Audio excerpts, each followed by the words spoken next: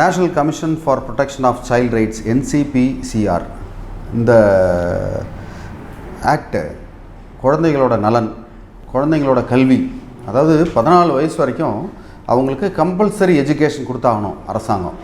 அவங்கள வந்து வேலைக்கு அமர்த்துறதோ, கொத்தடிமைகளாக அனுப்புறதோ, அனாதைகள் வந்து அனாதைகளாக இருப்பாங்க, தாய் தகப்பன் இல்லாதவங்களை வந்து ஒரு சில வேலைக்கு அனுப்பிடுவாங்க அவங்க சொந்தக்காரங்க. அதுக்கெல்லாம் வந்து தடை செய்து இந்த protection of child right act வந்து இதுக்கு பயன்படுது. இதில் எந்த ஒரு குழந்தையும் லேட்டஸ்ட்டாக என்ன சொல்கிறாங்கன்னா, இந்த சட்டத்தில் 18 வயசுக்கு கீழே இருக்கிற எந்த ஒரு குழந்தையும் நம்ம வேலைக்கு அமர்த்தக்கூடாது.